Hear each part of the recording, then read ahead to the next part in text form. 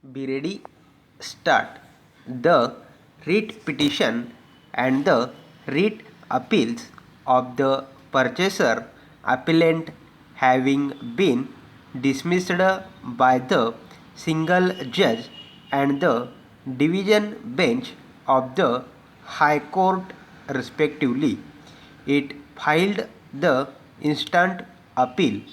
A two-judge bench of the Supreme Court in Girnar Traders case considered the question of reading the provision of the Land Acquisition Act 1894 as amended by Central Act of 1984 into the provision under Chapter 7 of the Maharashtra Regional and Town Planning Act 1966 for acquisition of land thereunder and feeling difficulty to agree with the observations made in Sant Joginder Singh's case, referred the matter to a larger bench. When the case came up before a three-judge bench, even it was of the opinion Girnar traders that the question of the reading the provision of section 11A of the 1894 Act into the provisions of the MRTP Act required consideration by a larger bench, and as such the matters were referred to the Constitution bench. A number of other matters, including the instant appeal, were tagged with the case of Girnar Traders, which was decided by the Constitution bench on January 11, 2011. Para. Though the object of the Bangalore Development Authority Act 1976 may be perimetria to the Maharashtra Regional and Town Planning Act 1966 MRTP Act.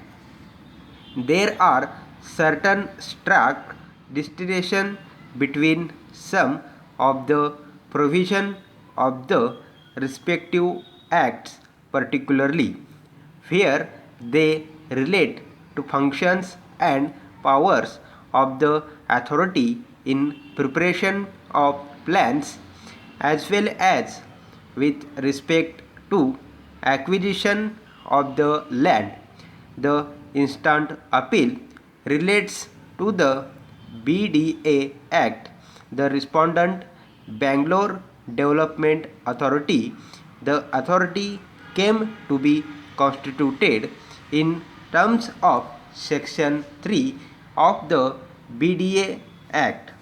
The object of the authority has been spelled out in Section 14 of the BDA Act, which states that the authority inter alia shall promote and secure the development of the Bangalore metropolitan area, and for that purpose the authority shall have the power to acquire, hold, manage and dispose of movable and immovable property, whether within or outside the area under its jurisdiction, to carry out building, engineering and other operations, and generally to do all things necessary or expedient for the purpose of such development and for purposes accidental thereto. Thus, the primary object of the BDA Act was to provide for establishment of the Development Authority for development of the city of Bangalore and areas adjacent thereto and for the matters connected therewith and other matters are accidental thereto. The acquisition of immovable property is therefore for the said purpose alone. The development schemes has to provide for every detail in relation to development of the area under the scheme as well as acquisition of land, if any, required upon sanction of the scheme. The government shall publish in the official gazette a declaration stating the fact of such sanction and that the land proposed to be acquired by the authority for the purposes of the scheme is required for a public purpose. Para. A very important aspect which, unlike the MRTP Act, is specified in the BDA Act is that once the land is acquired and it vests in the state government in terms of section 16 of the Land Acquisition Act, then the government, upon payment of the cost of acquisition and the authority agreeing to pay any further cost which may be incurred on account of acquisition, shall transfer the land to the authority, whereupon it shall vest in the authority.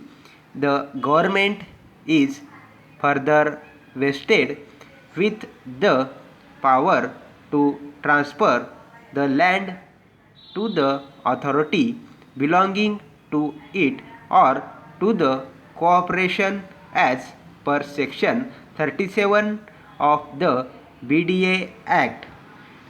Government, in terms of section 16 of the Land Acquisition Act, the acquisition would not lapse or terminate as a result of lapsing of the scheme under section 27 of the BDA Act.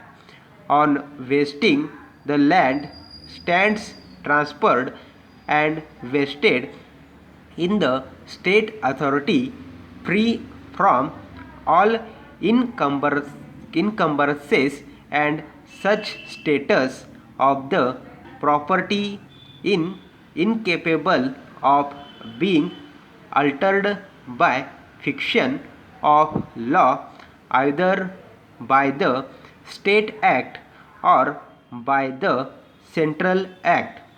Both these acts do not contain any provision in terms of the property.